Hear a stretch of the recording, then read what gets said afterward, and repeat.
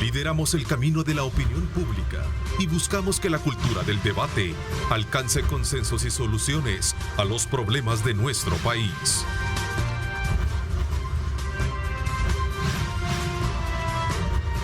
Diálogo con Ernesto López, edición especial. 6 de la mañana con 31 minutos. ¿Cómo están? Qué placer enorme saludarles a ustedes. Gracias por estar en sintonía de nuestra programación. Desde muy tempranas horas de la mañana, sin duda alguna, el tema de los efectos y las secuelas del paso del huracán, ahora tormenta ETA, pues ha dejado ya las, digamos, cifras lamentables. 70 muertes en Centroamérica es lo que se contabiliza, especialmente en las áreas de Nicaragua, Honduras y también en el, digamos, en el área específica del Caribe. Vamos a, desde luego, esta mañana con nuestros acostumbrados panelistas a darle una mirada a esta tragedia que ha provocado, ustedes pueden ver esta imagen aérea, de la magnitud de las inundaciones que ha dejado a su paso el huracán, ahora convertido, gracias a Dios, en una tormenta, y que de acuerdo a los especialistas, esto se va a estar llevando a cabo con tormentas así ligeras hasta el día domingo. Estas son imágenes desde, señor productor, Honduras, ¿verdad? Teníamos ahí esa Honduras. Así está ahora la condición atmosférica de este sistema que, de acuerdo a los especialistas, está siendo observado por el Centro Nacional de Huracanes de Miami. Así es que así están las cosas. Saludo cordialmente a Julio Valdivieso. ¿Cómo está, Julio? Te felicito anoche también por tu programa Pulso Ciudadano. Gracias, Ernesto. Buenos días a los compañeros del panel y al público televidente. Gracias también, Marvin. ¿Cómo estás? Qué gusto de saludarte. ¿Qué tal? Buenos días a la audiencia y también a los compañeros aquí en el estudio. Gracias. Carlos Araujo también, bienvenido, Carlos. Muy buenos días a todos, un gusto. Bueno, sin duda alguna la tormenta nos deja una lección, especialmente cuando se trata de estar preparados como país, no solo desde el punto de vista de los planes contingenciales para evacuaciones, sino que también para encontrar a los pueblos unidos y poder de alguna manera afrontar mejor los problemas como las secuelas que está dejando a su paso la tormenta ETA, que ya contabilizan alrededor de 70 muertes en Centroamérica. Marvin, ¿cuál es tu lectura? Y el resto tienen la palabra. Bueno, yo esperaría que esta fuera el último fenómeno climático que tenemos en el año y obviamente que no deje ya mayores, digamos, estragos en nuestro país. Esto nos vuelve nuevamente, lo hablamos con Julio hace una semana exactamente, que esto nos debe de dejar claro el hecho de que somos un país vulnerable, que todos los años termina el invierno con una tragedia en algún lugar del país y que, digamos, las alcaldías deberían de pensar en este dinero del FODES que han recibido y van a recibir y todo eso, ya pensar en cómo mitigar sus zonas vulnerables, de comenzar a trabajar efectivamente en proyectos que beneficien a sus comunidades. Si tú vas, cualquier alcalde va y recorre su municipio, se va a encontrar con que la gente en las comunidades le va a decir: aquí necesitamos obras de mitigación, puede hacer muros de contención, limpiada de ríos, de quebradas. Sobre el río Grande de San Miguel tiene un tapón de basura, por ejemplo, fíjate, que ha desviado el cauce del río. Entonces, por citarte un ejemplo que yo conozco. Entonces creo que hacia eso deberíamos digamos, de encaminarnos para que el próximo invierno quizás sea un desastre natural, pero que no haya costos de vidas humanas. Si no aprendemos de cada año que va dejando tragedias y que va dejando muertos, entonces, bueno, realmente no sé, es decir, estamos en manos de quien estamos, que no se preocupa por sus comunidades, por sus municipios, atender eso que es bien importante para la población. Ok, Carlos. Mira, cada año es lo mismo. Cada año hablamos de las desgracias, cada año hablamos de las vulnerabilidades, cada año hablamos de lo que se debe hacer, ¿verdad? Y el problema es que nunca se hace. O sea, yo creo que enfocaría más ahí qué debemos de hacer como salvadoreños o como gobiernos en función de determinar una ruta correcta para disminuir toda esa vulnerabilidad que ya sabemos que existe. Pero es que todo esto pasa a través del cumplimiento de las leyes de ordenamiento.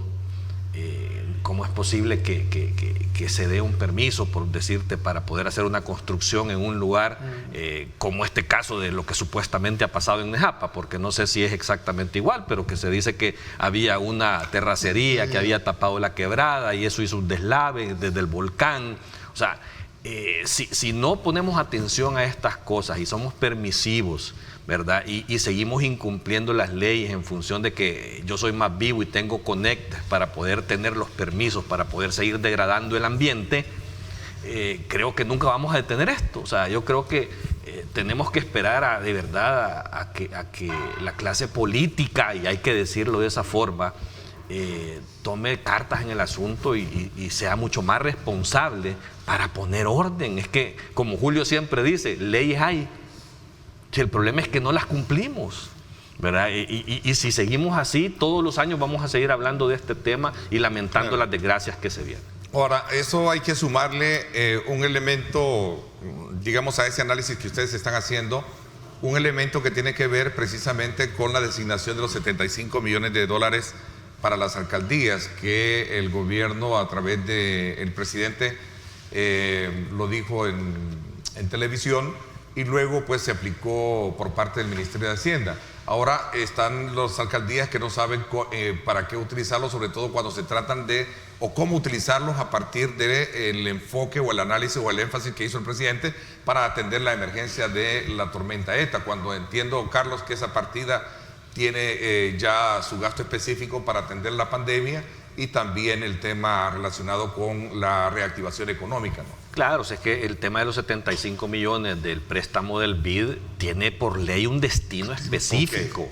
Okay. Y ayer incluso el presidente de la Corte de Cuentas le advirtió a los alcaldes que va a auditar el uso de esos recursos. No pueden modificarlo ni usarlo para la emergencia, ni para recoger la basura, ni para pagar salarios. O sea, tiene un destino específico. El presidente lamentablemente les dio una instrucción que no es la adecuada. Vea, yo creo que si esa es la intención, porque no hay dinero, entonces deberían de ir a la Asamblea Legislativa y pedir una reforma del destino de esos 75 millones y solucionan el problema. Yo Eso creo se puede hacer ahora. Sí, es el primer paso que se podría dar en caso de que no haya dinero, pero la solución real la tiene el presidente al ordenarle de esa misma forma al ministro que por favor le transfiera los recursos del FODE de 5 meses ya a los alcaldes. Con eso solucionan ese problema. Julio, veamos tu lectura.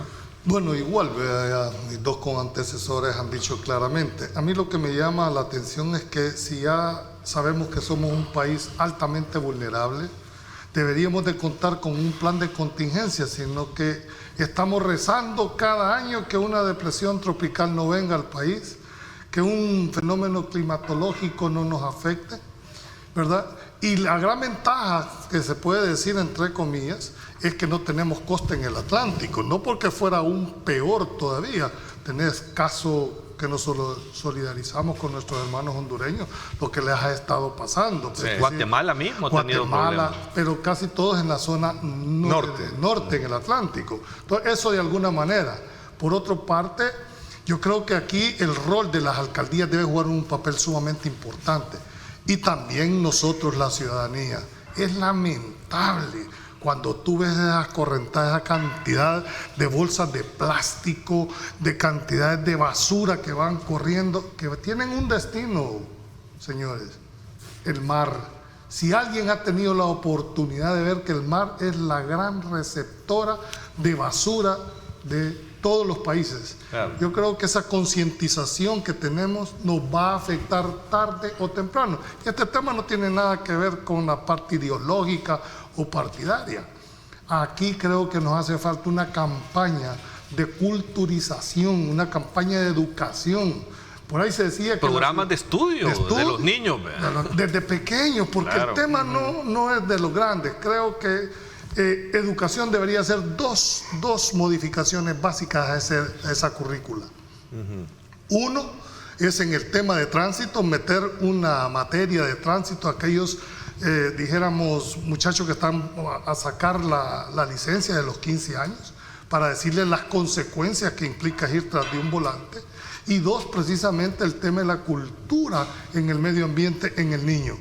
Cómo proteger los manglares, cómo proteger el medio ambiente en su área circunvecina. Entonces creo que tenemos, el tema al final de aquí es, Ernesto, es educación. Pero las alcaldías también tienen que estar preparadas para enfrentar. Y es ahí donde uno viene a entender que los alcaldes están en primera línea, porque a ellos son los que les aprieta el zapato. Hay alcaldías más vulnerables que otras, por supuesto, ¿verdad? Sin embargo, creo que hoy por hoy, bendito Dios, no nos llegó como se esperaba la tormenta, ¿verdad? Si no, imagínate. Pero tuvimos una tragedia, quieras o no, la de Nejapa es una tragedia. Sí, pero no producto, dijéramos. Imagínate sí, con todo el suelo cargado ya de agua a estas alturas. Y según los pronósticos, van a seguir habiendo depresiones tropicales hasta diciembre o enero, según lo que decía la parte meteorológica.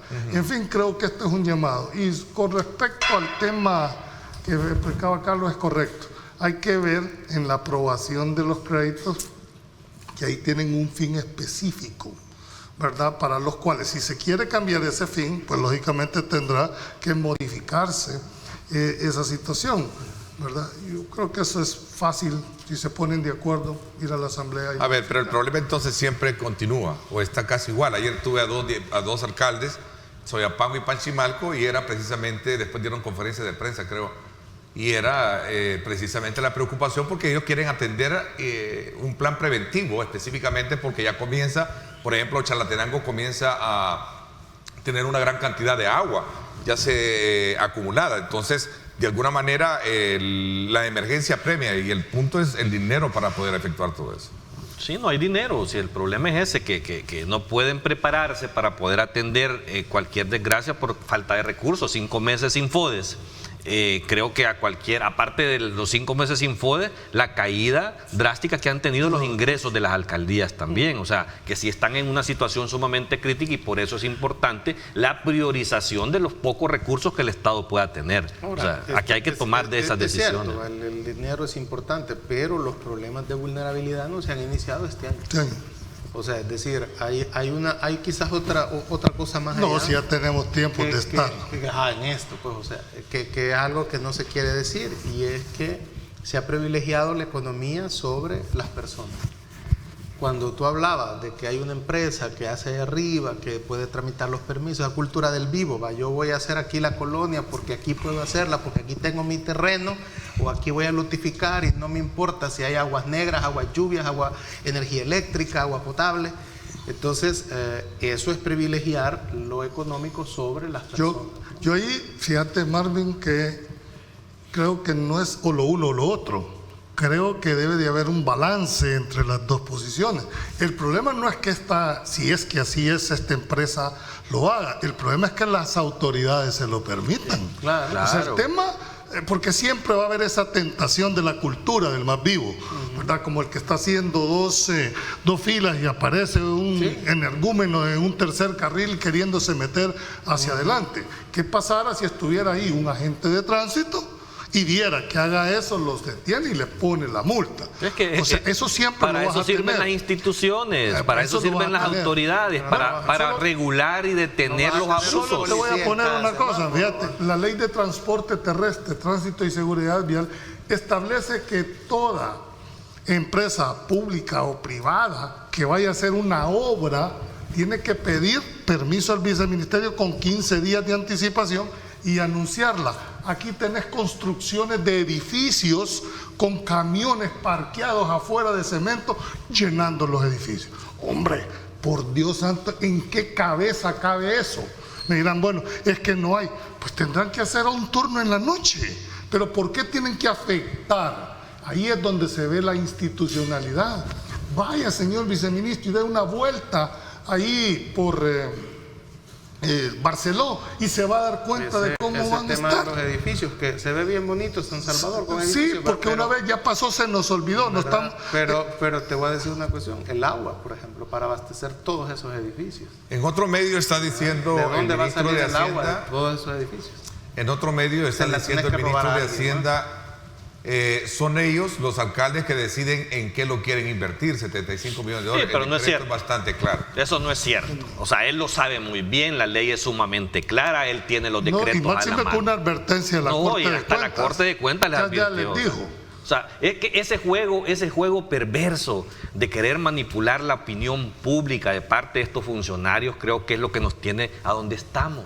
Porque no vamos a salir. O sea, estamos enfrente de una grave amenaza, de una tormenta que puede impactar al país de una forma significativa.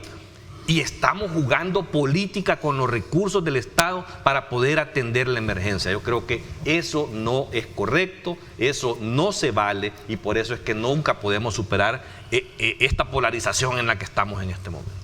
Mira, persiste algunas informaciones que dan las autoridades, que persiste, por cierto, el riesgo de deslave en los sectores vulnerables nuestros. Bueno, y lo del Picacho ya pasó, ¿no? Bueno, en el Picacho, ahí tenés el caso. Ahora, el ministro dice que los alcaldes tienen facultades. No sé qué tantas facultades tienen para poder utilizar esos recursos, sabiendo que la partida no está hecha para ello. Habría que ver cómo está el decreto de aprobación de esos recursos. Ok, Julio, el decreto es claro. Pero si las alcaldías tienen, bueno, los partidos políticos pueden convocar inmediatamente para hacer esa modificación, ¿por qué no lo hacen si saben que tienen esa emergencia?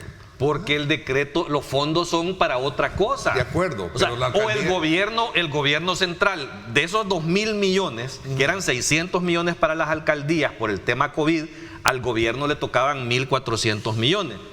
Y el gobierno está haciendo uso de los 1.400 millones para atender la emergencia. No, o sea, está haciendo uso de los recursos de los ingresos corrientes que tiene para poder atender estas emergencias como tal. O sea, que no quieran hacer que algo que sea destinado para otro fin, los alcaldes lo ocupen para el fin que quiere el gobierno. Es que esa es la diferencia. ¿Y todo por qué? Porque el gobierno no le da el FODES que le corresponde desde hace 5 meses a las alcaldías. Julio. Yo sigo insistiendo de que no tengo los elementos para ver la aprobación, y sobre todo si este es un préstamo, está sujeto a los destinos y a las condiciones en que se fijaron en el préstamo. En ese sentido habrá que verlo, pero las cosas se modifican de la misma manera. Entonces, si es en realidad, el problema es que el destino pueda, dijéramos, en un momento determinado, ser un obstáculo o en el peor de los casos, causal, que van a ser reparados, porque a mí sí, ya cuando la Corte te advierte, si usted le da un destino diferente al que está, es que van a llegar precisamente con ese criterio a auditar. Al final, esto lo que debe de llamarnos la atención es voluntad política. Creo que todo se puede resolver si se sientan y se platican, estableciendo prioridades. ¿Cuál es la prioridad en este momento? Y en función de esa debería de tomarse las decisiones. Sin embargo, vemos que siguen dinamitados los puentes, y yo creo que esto se va a terminar hasta después de pasadas las elecciones, Ernesto. No veo que haya una voluntad política de hacerlo antes de... Artículo 2, decreto 608 de los 2.000 millones de dólares. Artículo 2. Los fondos obtenidos de conformidad a lo dispuesto en el artículo antecedente se destinarán para financiar el Fondo de Emergencia y Recuperación y Reconstrucción Económica del país por los efectos de la pandemia a causa del COVID-19. O sea, pero no puede orientar... de un decreto legislativo que puede perfectamente modificarse, claro, con 43 votos y cambiarle lo que ahí está. Y es que eso es lo que estoy diciendo, pero vuelvo a insistir. ¿Por qué quiere el gobierno que los alcaldes ocupen ese dinero que está destinado para otra cosa, ¿verdad? Para otro fin, para eso se hizo un préstamo, si tiene 5 meses de retrasarles el FODES?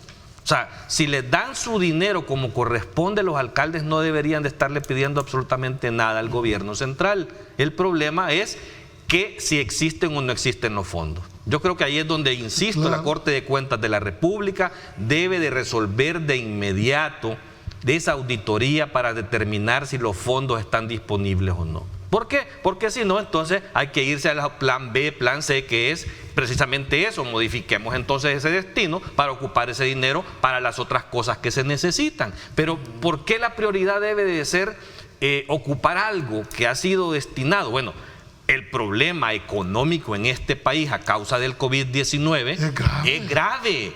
Ajá, y este dinero va a servir para eso.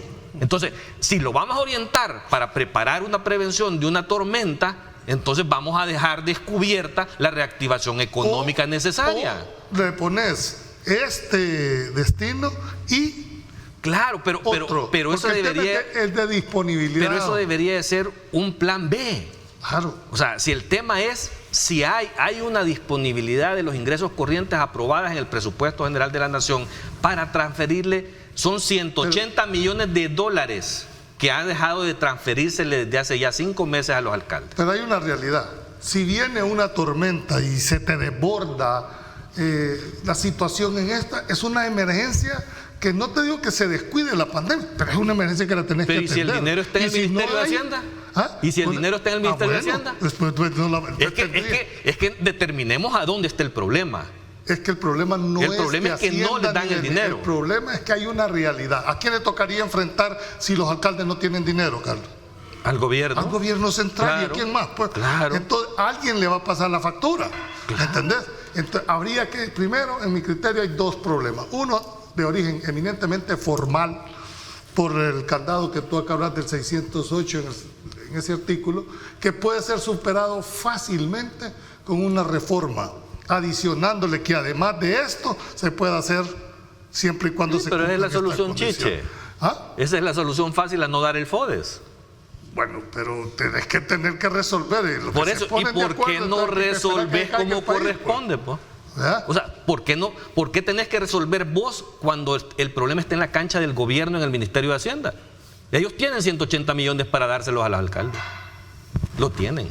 Y ojalá la Corte de Cuentas resuelva de inmediato. Esa es una interpretación o una conclusión que tú llegas. Claro. Pero mientras la Corte de Cuentas no certifique que efectivamente tiene esa disponibilidad, no se puede inferir otra situación.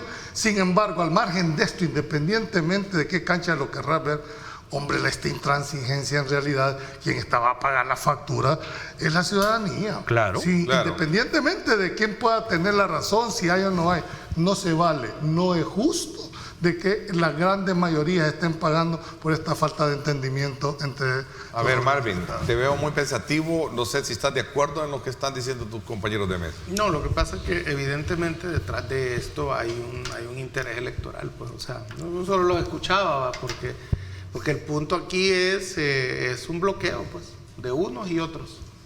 Y efectivamente quien sale perjudicado es la gente. Es decir, los alcaldes han tenido años para planificar este problema o sea, todos los años llueve, todos los años hay desgracia. Los alcaldes, ellos saben en qué parte de su municipio es más vulnerable, en qué cantón hay un río, una quebrada, ellos lo saben. No han tenido tiempo. En el caso de San Miguel, fíjate, había un señor ahí que estuvo 15 años de alcalde, pero San Miguel se inunda siempre que llueve, porque dijo que era mejor pavimentar las calles porque eso lo ve la gente, pero hacer el ingreso de tuberías, de aguas lluvias, de aguas negras, no, porque eso la gente no lo ve.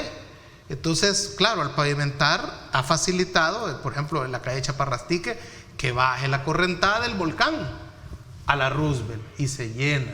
Entonces, invertir en las aguas negras de San Miguel es un proyecto que sobrepasa la alcaldía de San Miguel. Es una cosa de 100 millones de dólares para arreglar, para que ahí todo el agua pase por abajo.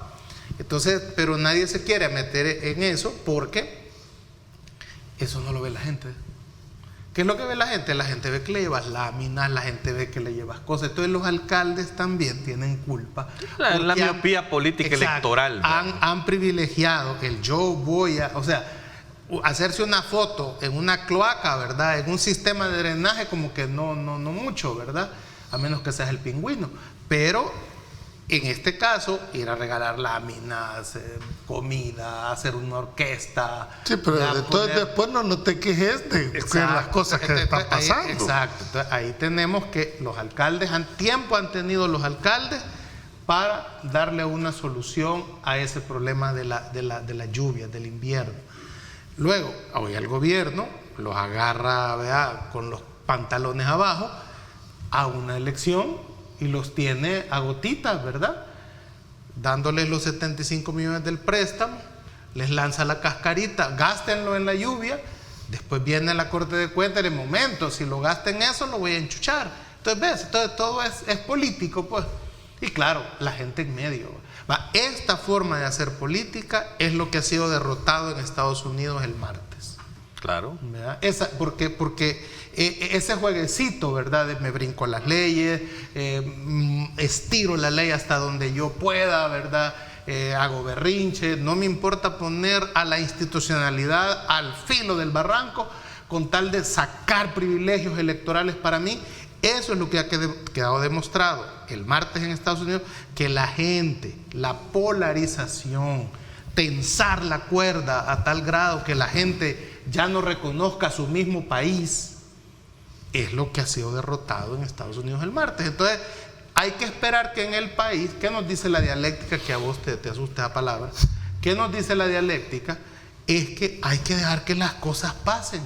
En Estados Unidos la gente le dio 4 años a una opción que decía que así, con la polarización, con el golpe, una opción que representaba el hartazgo ciudadano en la clase política normal. Entonces vamos a ver cómo cambias esto. Es cierto, todo lo que tú decís, Donald Trump, es cierto. La clase política es corrupta. No, lo que pasa es que también la clase política ayudó a que esa percepción que tenía la ciudadanía entonces, ¿qué es lo que pasa? Entonces le dieron la oportunidad y demostraron que la solución no era soltar un elefante en una cristalería. Okay. Ya vamos a entrar a ese tema en el siguiente bloque para poder un poco analizar. Lo ejemplifico, fíjate, porque se parece. El ejemplo comparativo me parece que es válido. Exacto, eso me refería, pues porque nosotros, quieras o no, estamos bajo la influencia de esa forma de hacer política. Ahora, fíjate que hay una declaración que me llama muchísimo la atención, no sé bajo qué lógica o argumentativa pudo haberla dado a un medio que la consigna, que es el diario El Mundo, el periódico El Diario El Mundo, donde dice Martel de que la Corte de Cuentas debe de auditar, dice, cómo van a utilizar esos fondos, o sea, como dándole el aval de que los pueden utilizar con la tormenta. Hay que ver bien lo que él dijo, que hagan buen uso de los fondos, que es diferente. Creo que ahora está en manos de las municipalidades una enorme responsabilidad del buen uso, el uso eficiente de estos recursos. Creo que la Corte, así como ha estado auditando fondos que se manejan en el Ejecutivo, que lo haga bien. Es correcta la posición que ha tenido el diputado Martel, lo que le está diciendo, mire, independientemente para qué fin, haga buen uso y usted después sepa que le van a venir a contar la costilla. Eso es lo que está diciendo el diputado, a un diputado de Juan José Martel. O sea, no está diciendo, mire, úsenlo de la forma con el FODES o úsenlo para tal cosa. No, que hagan buen uso de los fondos. Yo vuelvo a insistir en eso, o sea, desde hace días estamos hablando del tema de que el gobierno dice que no tiene fondos para trasladarle a las alcaldías. Desde hace tiempo estamos hablando de que la Corte de Cuentas debe intervenir y hacer una auditoría. No sé cuánto tiempo tenemos que esperar a que la Corte de Cuentas determine si hay o no recursos, porque eso va a determinar al final de cuentas los caminos que tenés que recorrer. O sea, la Corte puede llegar y determinar no hay recursos, ok señor, no hay recursos, modifiquemos el decreto para ocupar este dinero y reorientarlo para otros fines. Y ya se hubiera resuelto el día de ayer en la plenaria. O sea, pero no tenés que ponerlos la carreta delante de los bueyes, hacer primero la reforma sabiendo que hay dinero en el ministerio. Seguimos bajo la misma óptica de la inactividad propia del Estado en cuanto a la celeridad. Si al final lo que se quiere es definición de las cosas. Claro, diga sí o no, punto. Si no hay recursos, que lo diga. Claro. Igual sucede si no hay. Bueno, entonces busquemos qué mecanismo tenemos para compensar. Determinar estas cosas es para buscar las soluciones. Lamentablemente el país no quiere entender toda la institucionalidad, que lo que más daño le ha hecho ha sido precisamente esa pasividad, esa tolerancia en no resolver lo que tengan que resolver, para que haya definición. Si nadie les está pidiendo, cuando son resoluciones judiciales, resuelvan a favor del peticionario. Lo que está diciendo, mire, resuelva. Si la resolución no es favorable, pues hago uso de los recursos.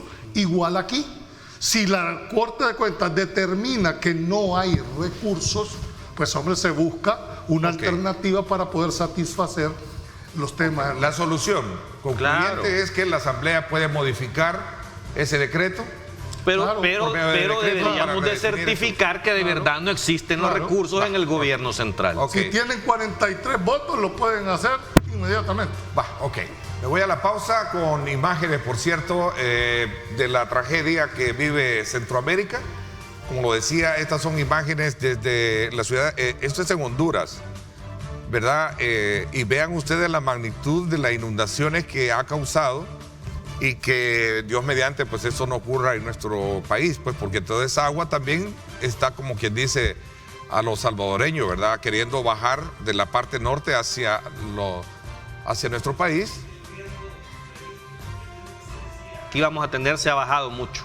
¿Ah? Recordate que el río Lempa nace en Honduras. No, claro. Ha bajado mucho. Ha bajado. Inclusive ayer ya CEL estaba haciendo descargas en las presas, sí, y todo, pero todo se circunscribe al Lempa, y a sus alrededores como tal, y si está lloviendo permanentemente, los deslaves de la zona vulnerable. Pero no es esto, o sea, nos íbamos a enfrentar a algo similar a esto, ¿verdad? Y gracias a Dios no ha sucedido. Sí, no ha sucedido.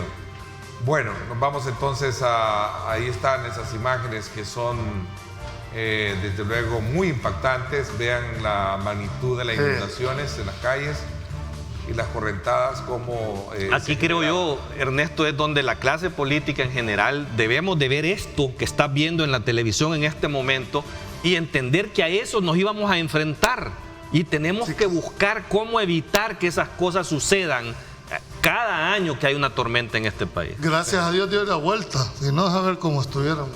Sí. El cambio climático. Y fíjate que ahí allá estornudaron y aquí nos dio pulmonía. Ya Biden anunció que me voy a la pausa con esas imágenes y regresamos con el impacto o el análisis que tienen las elecciones en los Estados Unidos en este momento, que creo que está interesante cómo se está poniendo el panorama allá, en el país del norte.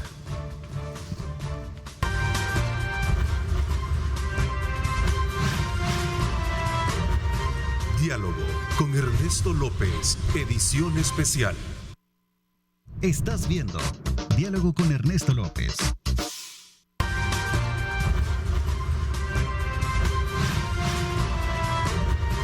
Diálogo con Ernesto López, edición especial.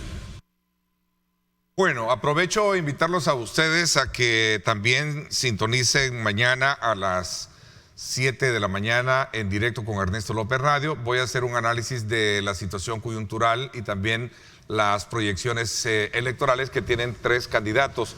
Benjamín López Beltrán, candidato a diputado por el partido Vamos, Víctor Hugo Suazo, candidato a diputado por el FMLN, y Camilo Romero, candidato a diputado por el partido Gana. Este es un análisis de coyuntura y también, por supuesto, electoral. Lo vamos a tener mañana a las 7 de la mañana por 107.7 Fuego, estación del Grupo Radial Megavisión, y también en vivo a través de Facebook y, por supuesto, nuestra cuenta Ernesto López Radio TV Digital. A ver, saludos cordiales hasta Miami. Allá está nuestro buen amigo Salvador Duque, disfrutando tu programa, Ernesto, que la gente tanto ve, con ese panel de lujo que tiene los viernes. Todavía seguimos con 253, 214 de votos electorales. Dice. Así están las cosas allá en los Estados Unidos con relación al proceso de votación. Una votación bastante complicada, sobre todo porque da la impresión que el presidente Trump no está aceptando el triunfo, digamos, de algunos colegios electorales, la ventaja que ha tenido en algunos colegios electorales John Biden.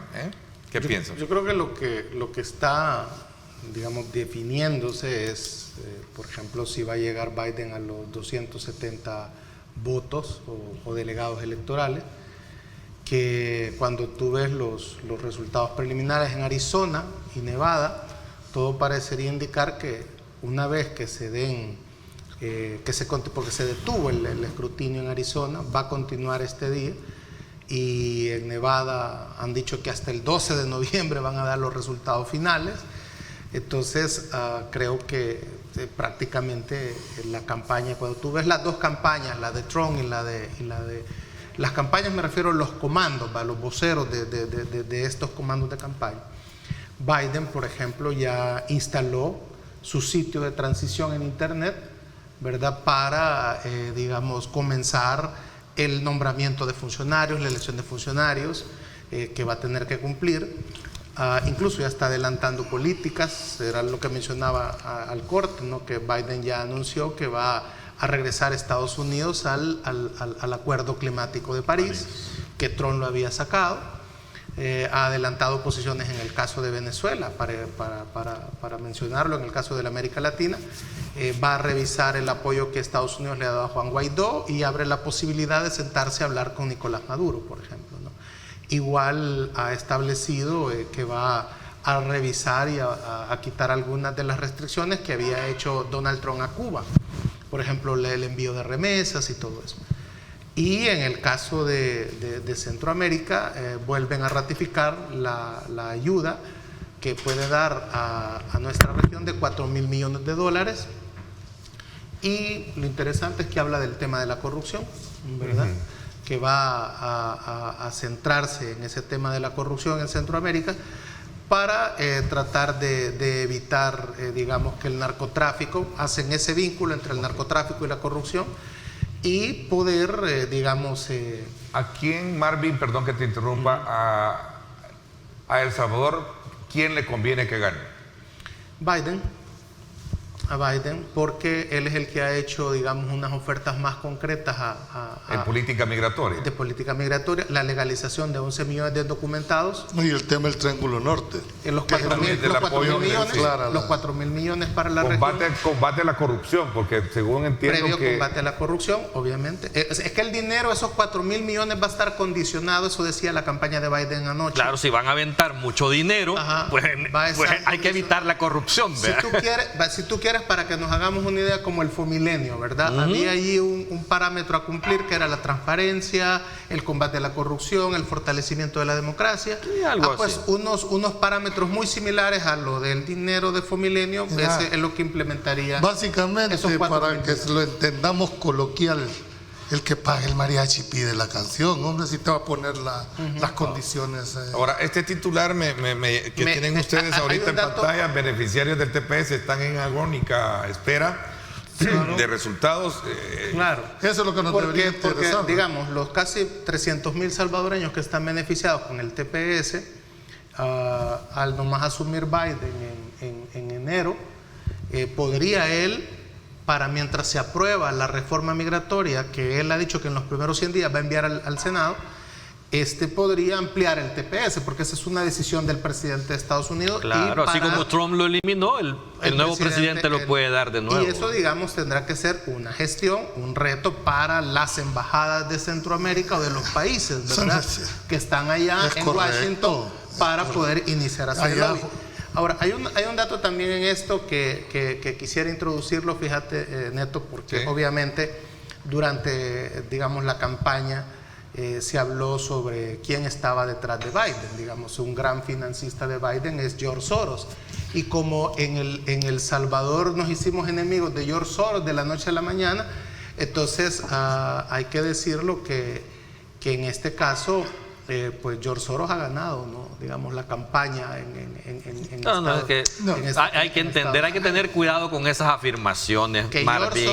George Soros está en el grupo financista de Biden. Sí, pero en Estados Unidos el financiamiento de las campañas tiene sus limitantes. O sea, inclusive yo te digo, el mismo Trump tiene el dinero suficiente para pagarse su campaña entera, pero legalmente no puede hacerlo. O sea, hay límites para poder hacer eso. La campaña ha costado... Pero yo lo que quisiera que enfocáramos... $3.000 millones, fíjate. Pero quisiéramos meterle, Ernesto, dijéramos, una visión.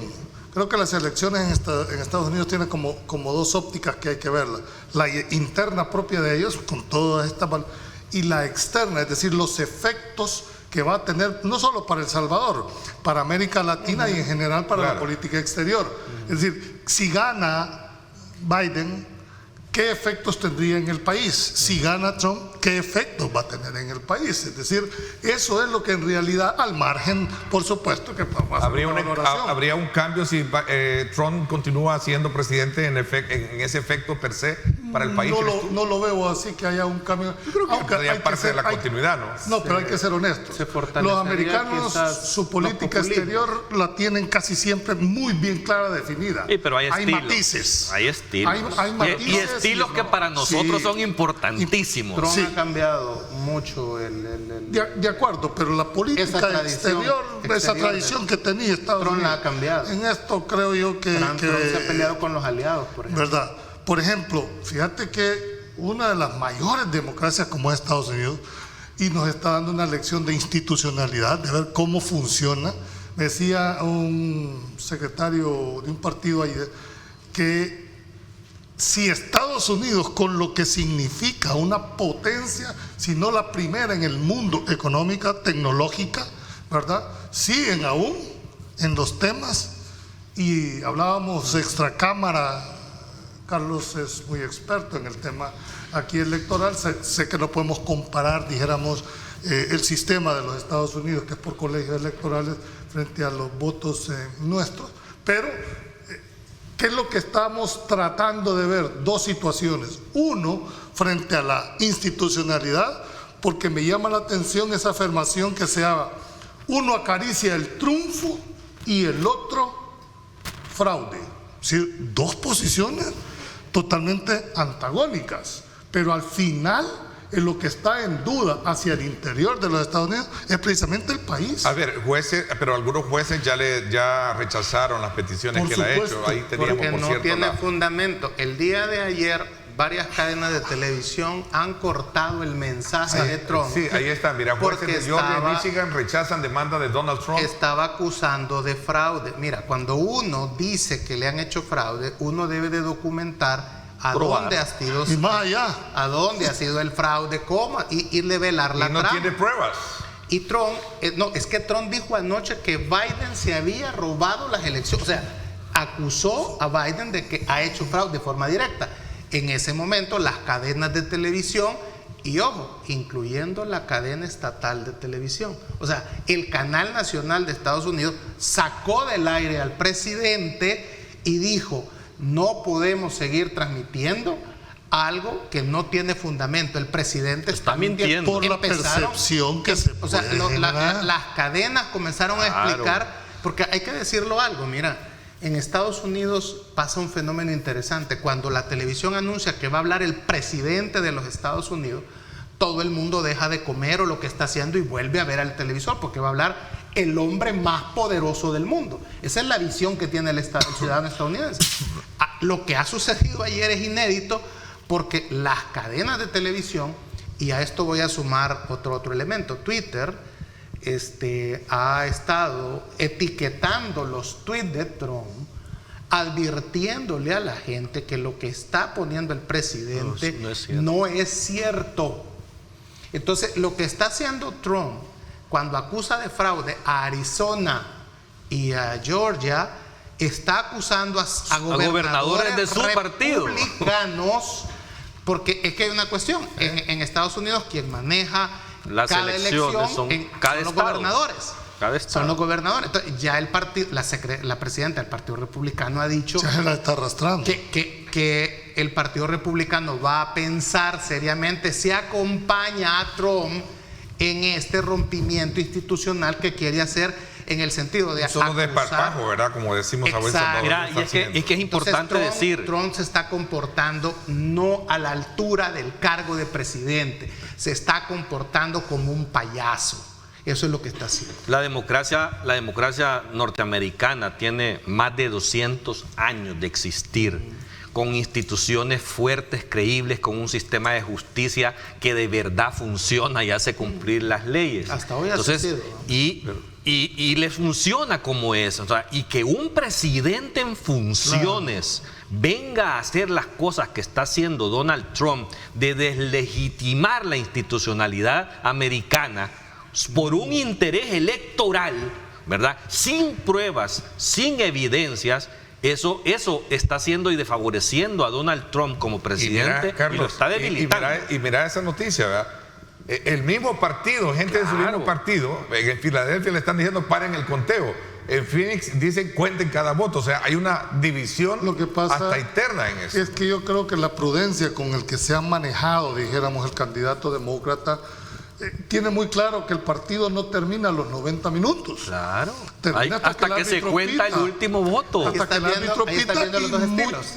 y muchas veces se ganan en extra tiempo. Biden está actuando como presidente de los Estados Unidos. Es que hasta que no levantes la mano no el puedes. otro parece un niño en una tienda de juguetes tirado en el suelo porque no le compran el juguete. Un político de 45 años de trayectoria, claro. ¿verdad? Moderado, y te lo está demostrando en este momento porque ni siquiera se ha declarado ganador cuando ya lo pudo haber hecho en este momento. Pero sabe que el país se puede incendiar, ¿verdad? Y eso es un líder. O sea, Trump lo hizo. Trump la noche del martes se declaró ganador. Claro. Dijo que había ganado. Acordate, y vuelvo a insistir, el efecto. Yo lo que estoy viendo son los efectos que puedan estar. ¿Qué es lo que ha habido básicamente en el estilo y por qué gana Trump en la primera vez? Uno, porque halló el caldo de cultivo exacto para un hartazgo ciudadano. Pero la manipulación de las redes sociales es vital por la percepción. ¿Qué tal si el presidente te dice, mire, hay un fraude y se montan en ese tema? Claro. ¿Qué es lo que va a perseguir? La ilegitimidad del gane. Sí, sobre todo. Eso va. Pues es que es lógico. Pero ahí es donde tú ves ya que todos los canales de comunicación al ciudadano en Estados Unidos, al final de cuentas, hacen una valoración y toman decisiones. O sea, el hecho de que 3 o 4 cadenas de televisión lo hayan retirado, y no solo lo retiraron del aire, dijeron que estaba mintiendo. O sea, sus presentadores, y justificaron por qué lo retiraron. Twitter, vea, ocultando cosas falsas que Trump estaba diciendo. Facebook, eliminando grupos que estaban incentivando al odio también con el tema del fraude. O sea, ahí es donde ves cómo funcionan todos aquellos medios de comunicación, de que de verdad están interesados en que no manipulen la opinión pública. Ok, voy a hacer una pausa y voy a seguir con el debate todavía. Vámonos a pausa y regresamos con más. Gracias a ustedes por estar participando a través de nuestra señal en vivo y enviándonos sus comentarios también a través de nuestra cuenta en Twitter, @Diálogo21.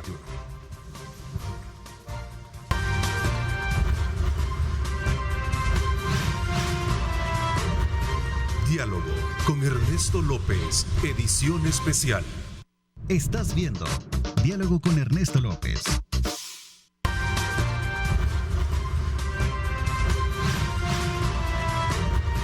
Diálogo con Ernesto López, edición especial. Bueno, gracias al Banco Hipotecario. Continuamos con este segmento en el que estamos haciendo el análisis pertinente sobre las controversias que se están generando alrededor del conteo de los votos electorales en los Estados Unidos. Obviamente hay una ventaja muy significativa por el demócrata John Biden frente a los intentos de la reelección que tiene el candidato presidente Donald Trump. Una situación que sin duda alguna ha despertado muchas inquietudes por, como ustedes lo describen, ¿verdad?, por todo ese tipo de comportamiento que está experimentando el presidente Trump y sobre todo al no querer de alguna manera aceptar algunos triunfos de colegios electorales, como ya los mencionaron ustedes. Carlos Vela es un salvadoreño radicado en los Estados Unidos, saludos muy cordiales, nos escribe y nos dice: la victoria de Biden, Ernesto, significa un cambio radical en la política hacia los indocumentados, en la estrategia verde, en contra del racismo, en las relaciones con el mundo occidental, contra la corrupción y el autoritarismo. Biden va a buscar unificar al país. Lo peligroso es que Trump se vuelva en un activista político, tal y como están discutiéndolo ustedes en este momento. Interesante lo que plantea. Te dejé con la palabra, Carlos. No, era yo. O tú, Marvin, perdón. Marvin le gusta hablar. Básicamente el problema de Trump al deslegitimar las elecciones es que busca que si Biden quede con apoyo, digamos, popular o legítimo bastante minado. Lo que sí es cierto es que gane Trump o gane Biden, les va a tocar administrar un país dividido, porque lo que ha pasado cuando tú ves el mapa electoral es un país dividido. Y quien ha polarizado el país ha sido Trump, porque creyó que la estrategia de polarizar y de llevar al límite ¿verdad? Y le ha funcionado hasta ahora. Más o menos. Pero, digamos, las Pues encuestas... yo no le veo, las porque si encuestas- pierde, entonces, Sí, ¿cuál fue la funcionó, estrategia? pero le tiene funcionó porque las un encuestas fortalecimiento decían- de liderazgo él. Sí, las Sí, encuestas pero decían... es que mira, ustedes Julio, una vez afuera es un alacrán sin chuzo. pero las encuestas decían que Trump iba a perder 7, 10, 12 puntos. Y no fue así. Si bien es cierto, Biden le ha sacado 4 millones de votos más a Trump, Eso es. No es nada en 3 ese. puntos. Es Es 3 puntos. Realmente Trump digamos, tuvo mejor papel que el que presagiaban las encuestas. Entonces, ojo, nuevamente las encuestas han vuelto a fallar en el sentido del porcentaje, ¿va? Decían que que Biden iba a arrasar y no lo ha hecho. Efectivamente, Biden... Algo increíble en Estados Unidos, Biden que hay voto, sacado que hay voto mejor, oculto. Claro, lo que los republicanos llaman eso el voto oculto, ¿verdad? Que las encuestas no pueden determinar. Entonces, eso ha sido un dato muy interesante. Ahora, lo otro es que cuando Donald Trump pone en categoría de república bananera a Estados Unidos, que es lo que está haciendo cuando dice que hay fraude y que Biden se robó las elecciones, que lo hablábamos, ¿verdad? Lo que pasó aquí en la elección de Norman Quijano y René Portillo Cuadra, ¿te acordás? Que hasta Norman en una tarima quiso levantar al ejército para que fuera a defenderlo. Entonces, eso en nuestros países es normal, porque somos un país bananero y el nuestro sin bananas. ¿Cómo no? Aquí es normal. Pero en el país líder del mundo libre, que Trump lo eleve a la categoría, o lo baje, digamos, a la categoría de república bananera, ¿con qué cara va a ir Estados Unidos a cualquier otro país del mundo a exigir democracia, a exigir elecciones limpias? O sea, Trump no sabe lo que le está haciendo. Por eso es que la clase política americana está viendo a la credibilidad desde afuera. Si hay cuestionamiento en un país con todos los candados que se tiene, aquí ya le hubieran dado fuego como si te veías a pasar 4 días. Y aquí viene otro elemento que nadie ha dicho, no sé si se han fijado. ¿Y a dónde está la Organización de Estados Americanos? Porque Almagro, y no Estados Unidos es miembro de la OEA, pues. Sí, y no envió 41 observadores la OEA a Estados Porque Unidos. no les dan importancia, hombre. Que es la realidad, hombre. Pero no fue el que dio el golpe de Estado. No le da importancia, hombre. Pues Trump debería de hablarle a Almagro para que le ayude, para que diga que hay fraude, pues, ¿verdad? Entonces, ¿se fijan a qué nivel están estos organismos internacionales nuestros que realmente son una fantasía? Y ahí es donde pierden credibilidad, ¿verdad? ¿Por qué Almagro no se ha pronunciado por el fraude que dice Trump en Estados Unidos? No, pues sí, o sea, y no hizo lo propio con Bolivia, pues. Sí, pero no estás comparando peras con peras, hablando de Bolivia versus Estados Unidos. Vaya, entonces la OEA es para nosotros. No, pues sí, la OEA no es para que la realidad, hombre. Qué bueno, pero qué bueno que credibilidad a los las credibilidades están. Qué bueno que quede en evidencia, no, está bien, te creo. Pero qué bueno que hay realidad. Pero es que la OEA de Almagro se ha venido desde hace rato también, vea, bailando a como le toquen mejor. La Organización de Estados Americanos tiene reglas propias y son constituidas quienes forman parte de la OEA, pues. Los mismos estados, o sea, hay reglas de reglas, ¿verdad? Aquí lo que tenemos que sacar es cuáles son los efectos de cualquiera de esas decisiones. Independientemente de quién gane en los Estados Unidos, para la política interna en los Estados Unidos se va a encontrar con un país altamente polarizado. Y vamos a ver si el va a ser difícil la gobernabilidad. Vamos a ver si el Partido Republicano acompaña a Trump en esa destrucción de la institucionalidad que quiere hacer. Mira la forma racional del voto americano. En algún momento le puede estar dando, dijéramos, un poder al presidente, pero cuando vos ves los demás balances de poder como la Cámara, el Senado, las cuestiones cambian, igual que sucedía en el país. Había gente que para una cosa votaba por diputado y para alcalde votaba de una manera y para presidente vota de una manera. Eso se llama la razonabilidad de los votos. Es decir, hay gente que yo no pueda compartir ideológicamente, pero su trayectoria me hace inferir que va a ser buena. Mira, aquí hay elementos a destacar, creo yo, que son importantes. Primero, creo que es la votación con mayor participación que ha habido en los Estados Unidos. Biden, gane o pierda, ya se convirtió en el candidato más votado en la historia de los Estados Unidos también. También debido al COVID, creo que otro elemento a destacar es que se ha hecho más de la mitad de los votos fueron votos anticipados y mayoritariamente por correo. 100 millones. Alrededor de 100 millones, y que eso es lo que tiene retrasado este conteo, claro, porque hay un procedimiento a partir del día 3, que es la elección, de la apertura y revisión de estos votos y la legalidad de las firmas. Por eso es que se ha tardado estos estados para hacer esto. Están armando un fraude. Claro, claro.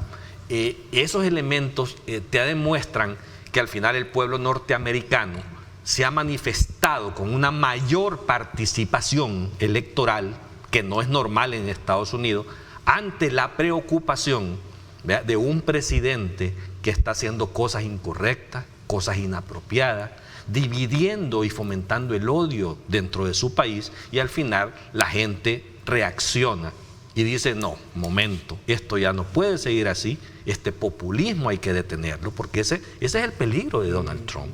O sea, es un populista, y eso hay que decirlo con nombre y apellido. Es un populista que ha llegado al poder en toda una ola en la región que se ha sucedido debido a hartazgos ciudadanos, culpa de las clases políticas tradicionales. Claro. Pero lo bueno es que el pueblo norteamericano nos está dando una lección.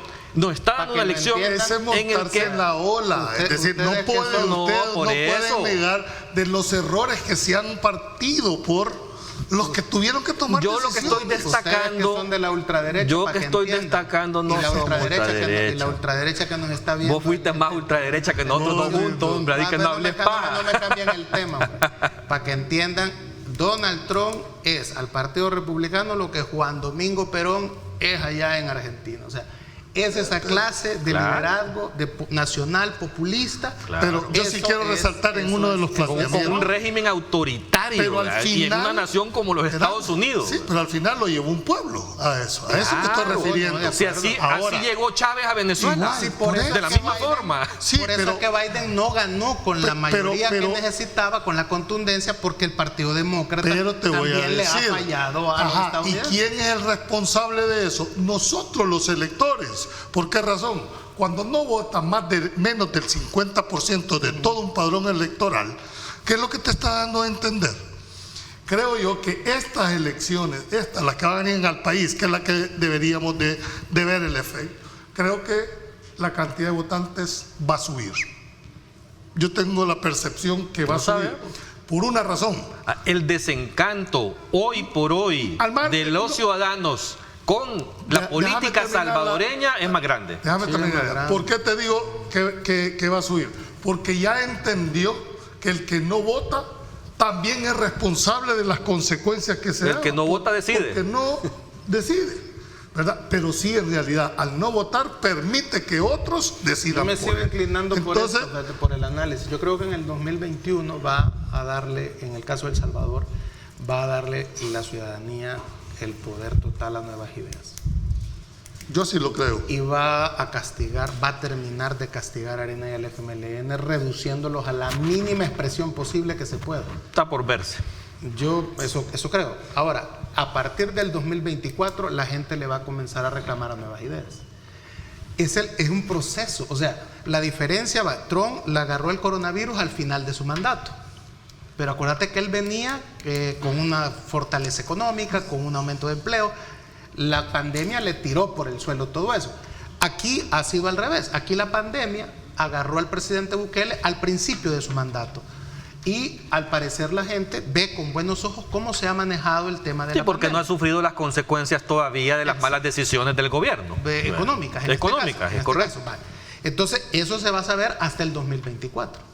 Entonces, y tenés a una Arena y a un FMLN que, disculpa, esto no te lo digo en el caso tuyo, porque tú y yo hemos hablado extracámara, o sea, tu partido no entiende a dónde está el problema. El éxito demócrata, ¿cuál fue? Se los voy a decir, ¿verdad? Porque capaz que aquí Arena y el Frente no lo ha visto. El éxito demócrata ha sido que la elección no fue Biden contra Trump, fue Trump contra Trump.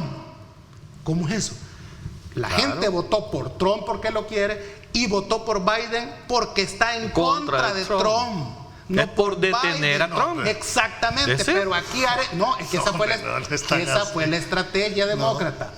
Ahora bien, mira, Biden tiene principios si de eso Alzheimer. hubiese sido así, la diferencia fuera tan alta. Biden tiene principios de Alzheimer. El candidato, No bueno, yo no sé, yo no sé cuál es tu fuente. No lo a los analistas estadounidenses allá. No sé, pero la gente, por detener a Trump, votó por Biden. Es que ese es el punto. Ahora, ¿cómo decir, vamos a votar por el menos peor? No, hombre, eso no puede ser un análisis. Si la democracia estadounidense está en crisis, Julio. Mira, sí, pero eso Julio, no quiere decir. esa es una potencia el candidato en decadencia. demócrata tiene sus propias cualidades, aún Sí, en la Kamala prudencia. Harris. Observando. Kamala Harris. Y te voy a decir una cosa. Si queda Biden, de merecer las condiciones. Oye esto, Julio. Si queda Biden, los republicanos pueden iniciar el proceso para verificar la salud de Biden. Así como los demócratas hicieron con el impeachment de Trump. Pueden hacerlo. Pueden hacerlo. Y él, mira, el último día de campaña, él confundió a su nieta con su hijo muerto en un meeting en público. O sea, empezó a hablar de su nieta, pero terminó hablando de pero su eso te juega un papel de presiones no y sé, todo. No, por eso, o sea, llegar a afirmar que tiene Alzheimer y que por eso la gente principios de Alzheimer. No, es que no. Pero no nos perdamos, vámonos al enfoque de lo que estamos hablando. La estrategia fue Trump contra Trump. Aquí Arena no logra, y el FMLN, convencer que pueden ser el muro de contención para lo que ustedes llaman un dictador. No, ni siquiera han podido establecer la oposición que tengamos un dictador. Han abusado tanto de la palabra dictador que ya se gastaron toda la munición que tenían en relación a ese tema. Y la gente no percibe al presidente Bukele como un dictador. Pero es que mira, estamos comparando dos cosas diferentes. Vamos a una elección de alcaldes y diputados en El Salvador. Pero va a ser un referéndum. No podés. Va a ser un referéndum. ¿Les parece ¿Cómo vas a creer que va a ser un referéndum? Eso el 28 de febrero es un referéndum. ¿Cómo que si el presidente Bukele es el que va a la elección? Por supuesto que tiene un capital que le va a endosar en la elección. Ya te acordarás. La gente va a decidir así. Si nos parece bien lo que ha hecho el presidente, le vamos a dar 50 diputados o más.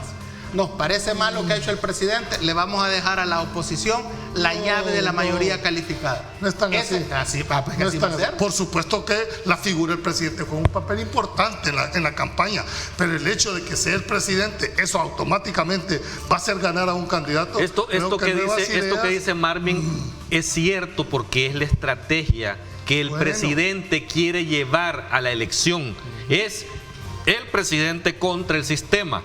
Vea, y esa es su narrativa, esa es su dialéctica, y eso es lo que a él le conviene. Y la gente le compra eso. Porque tiene que ocultar a la cantidad de candidatos que no son muy bien vistos, que no tienen las mejores condiciones. Y según los votantes no tienen ojos y no tienen forma de verlo. No, hombre, eso no es un análisis muy simplista. Tú, Julio, querés hacer demasiado racional el pensamiento del votante. Y no lo es. No lo es. Sí, eso te lo puedo asegurar. Que te están desmereciendo también al votante. No lo es. La gente vota emocionalmente y las manipulaciones mediáticas influyen. Voy a hacer una pausa comercial, regreso con el tema para que sigamos. Vamos a la pausa con el corazón, y regresamos con este debate sobre las características que distinguen el sistema de votación con el que en el país se está llevando a cabo ya, aunque no sea de manera oficial. No, nos vamos a la pausa. Ahí está. Imágenes también para que usted tenga una referencia a cómo está el tráfico en la rotonda del Monumento al Salvador del Mundo. Ahí está hasta este momento, 7:38 minutos, bastante despejado el tráfico.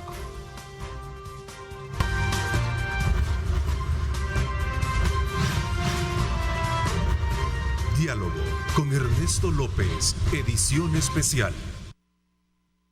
Estás viendo Diálogo con Ernesto López.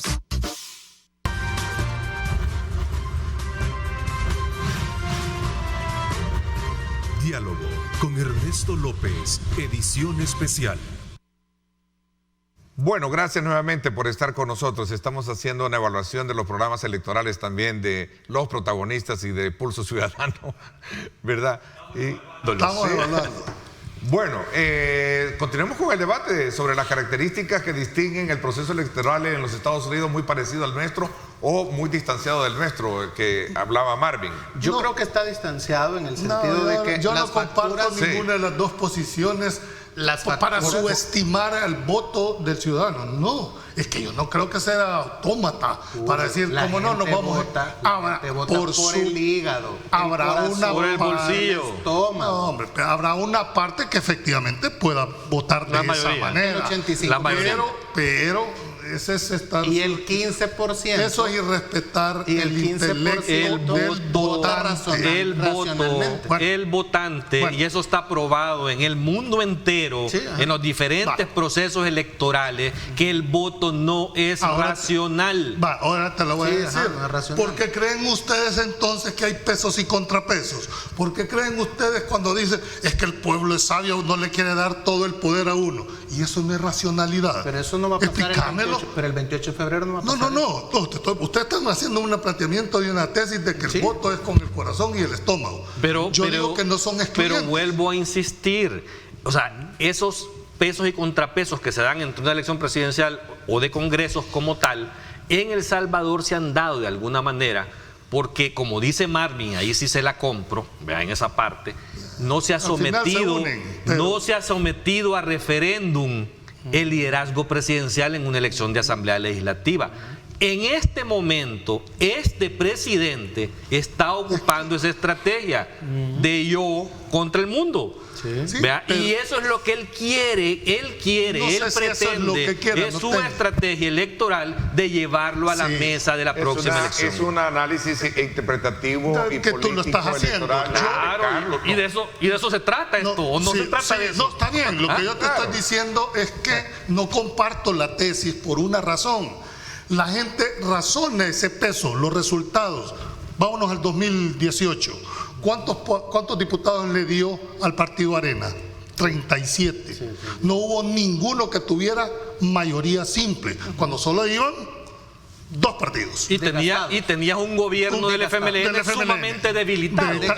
Sumamente debilitado. Eran 2 fuerzas desgastadas. Pero solo iban 2 partidos. Claro. ¿Sí? Alguien tenía que ganar, tenía que cubrirse la cuota de 84 Sí, pero lo que te estoy dando a entender es que la gente logró percibir que no podían darle solo a una persona todo el poder. No, la decisión no fue por eso. La decisión fue castigo al que estaba gobernando. Recordar los votos nulos. Eso es subestimar el intelecto del votante, al cual yo no estoy de acuerdo, que sea un autómata. Lo vamos a ver. Nadie dice que es autómata. Estamos hablando de que en el proceso de construcción de una decisión de voto no está sobre la base principalmente la racionalidad de esas evaluaciones de balances de poder. Te voy a decir no está El voto de San Salvador es un voto más informado. ¿Por qué? Porque la gente está más en las ciudades. San Miguel, Santana.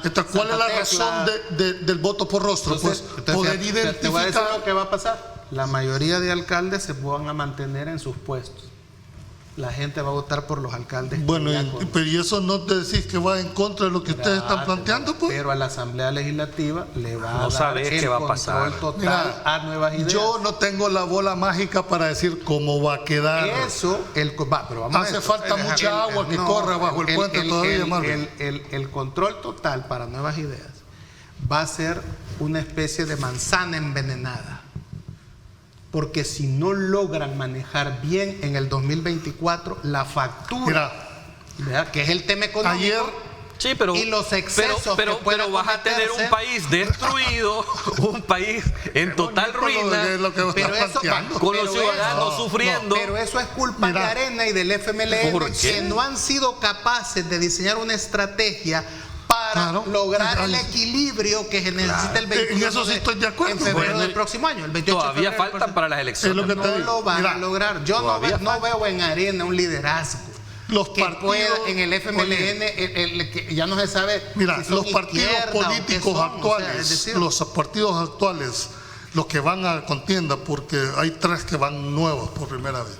Tienen 3 problemas en mi criterio que van a enfrentar. Primero, la antipolítica a la cual se están enfrentando, porque hubo toda una decir, miren, los mismos de siempre son los malos, hay que sacarlos porque lo peor es lo peor. Y la gente lo quiere hacer. Y en ese nuevo partido están la mayoría de eso. El segundo problema a lo cual se va a enfrentar los partidos es que hay partidos débiles, divididos, confrontados, no tienen una unificación en cuanto a un planteamiento institucional. Y la tercera, que es la más grave para mí, es la manipulación de las redes sociales, porque esta se convirtió ya en un instrumento para generar percepción en la ciudadanía. Hay un error que Arena y el FMLN no han entendido y que las elecciones estadounidenses nos lo dejan claro. Estamos en una ciberdemocracia.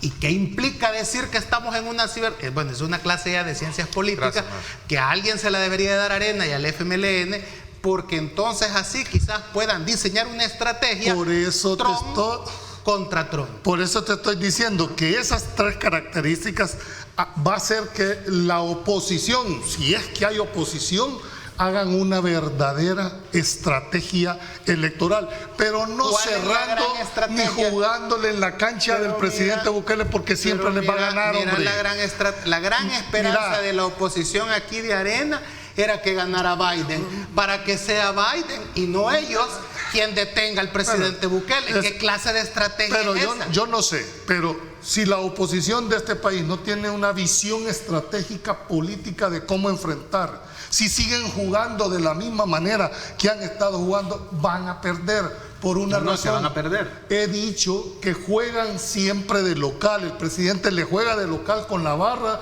de él, el árbitro y hasta la pelota. Sálganse de la cancha donde están jugando, porque aunque tengan la razón, la percepción ciudadana es totalmente contraria. Carlos, te voy a dar la palabra porque creo que vas a reaccionar a ese comentario de Julio, ¿no? No, o sea, es que Julio tiene mucha razón en parte de su análisis. Vamos a complementarlo cuando regresemos. Gracias por estar con nosotros.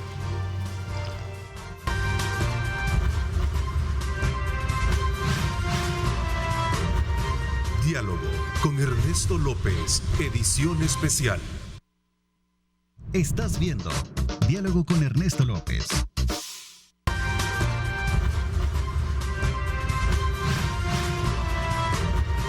Diálogo con Ernesto López, edición especial. Bueno, vamos a continuar con más del debate. A ver, Carlos, había quedado con darte la palabra.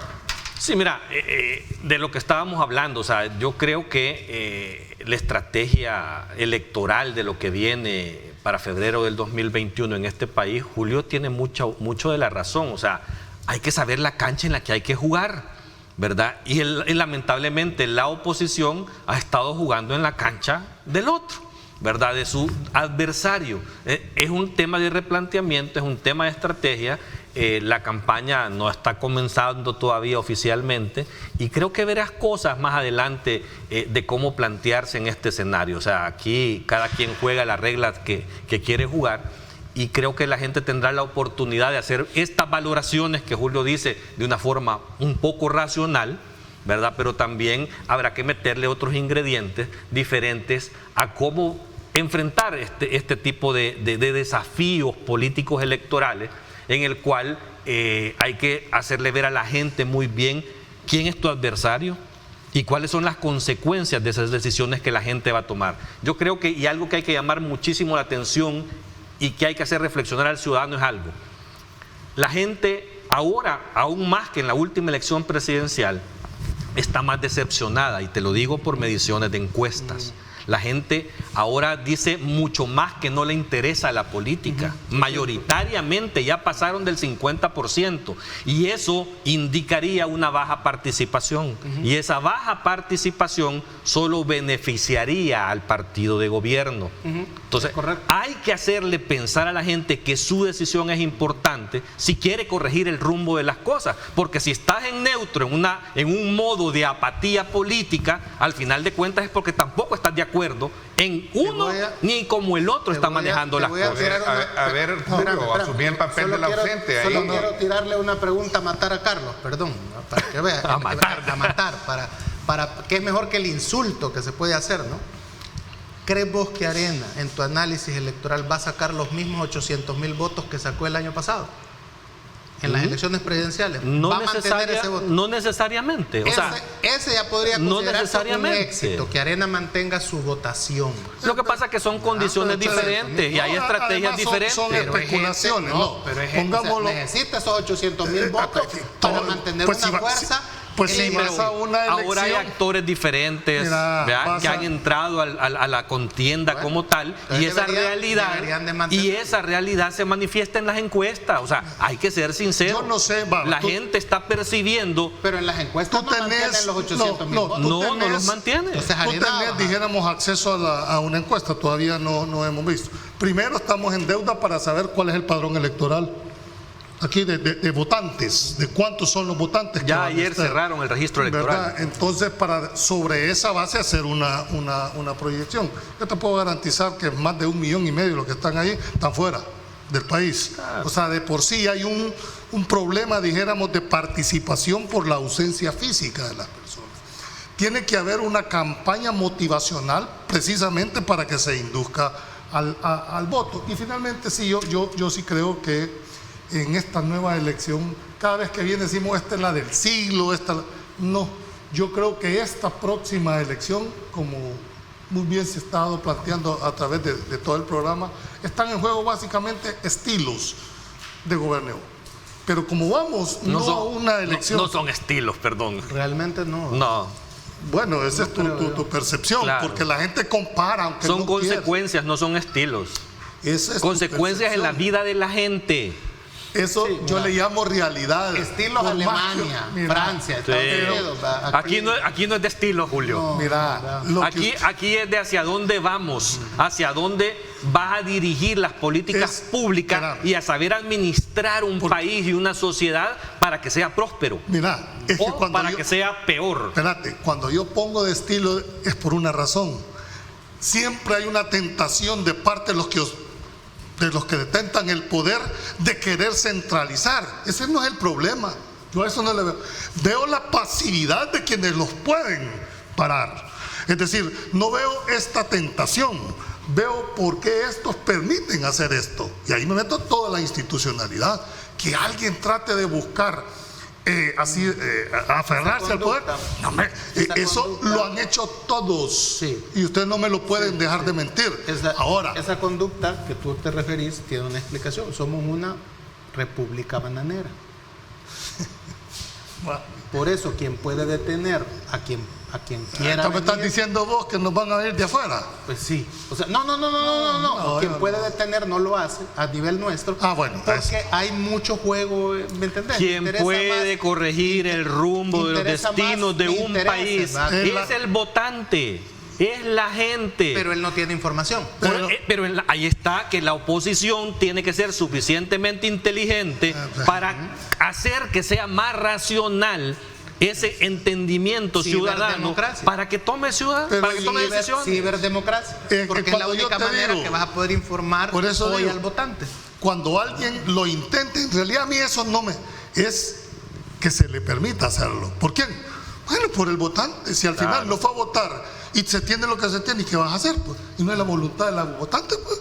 ¿Qué pueden hacer? Ese es el reto. ¿Qué El reto pueden es hacer? saber motivar a la gente Si ganan, para que participe. si ganan en la próxima elección, que es lo que vaticina Estamos a 3 meses. la mayoría de las encuestas, que el nuevo partido IDEA va a tener una buena representación, pues va a ser la voluntad de la ciudadanía y los que lo permitieron de hacerlo. Entonces no son las reglas de la democracia, pues. Y en el 2024, que me imagino no te vas a morir para entonces, aquí vamos a estar. Primero Dios. Y vos tampoco. Vos vas a ser diputado, dicen. Entonces, No confías en que Yo no he dicho nada. por los Pero no números. estamos hablando de eso, no, dale. no vamos Aquí a- estamos en otro rol, no Por estamos eso, hablando de después candidatura. desvíes la atención. Después lo Aquí, fregamos por eso. En el 2024, entonces sí, ya se va a poder pasar la factura a Nuevas Ideas. Está lloviendo. Y hasta entonces, los análisis y todo, ¿verdad? Todo lo que se decía se va a estar discutiendo. Y puedo ir más allá. Si el desgaste de Nuevas Ideas no es tal que no hay una satisfacción Va, del pueblo, Marvin, la pero yo gente- creo- Va, yo le creo voy a- la le voy a- gente- ya no, Tenemos ya no el tiempo tolera suficiente para evitar llegar a un desastre en el 2024. Pero no los liderazgos adecuados. Bueno, es que ese es el problema. Algunos tendremos que asumir algún liderazgo en determinado momento para advertir esas cosas. Te voy a decir una cosa, Marvin. Te voy a decir una cosa. Me voy a sumar por un momento en la tesis de ustedes. Que es con el estómago, el hígado.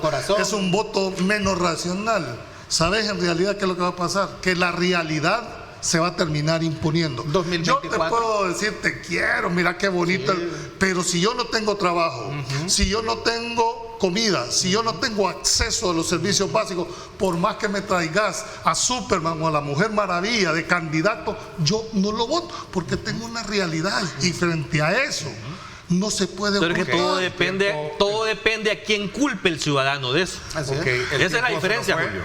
Quiero agradecerles, son las 7:57, el tiempo se nos acabó. Les agradezco muchísimo, como siempre, a ustedes tres, a nuestros amigos que nos sintonizan. Llueve sobre San Salvador, llueve en nuestras carreteras, tengan mucha precaución, tengan mucho cuidado. Gracias, pásenla bien y como siempre recuerden lo más importante, amar a Dios sobre todas las cosas. Lideramos el camino de la opinión pública y buscamos que la cultura del debate alcance consensos y soluciones a los problemas de nuestro país.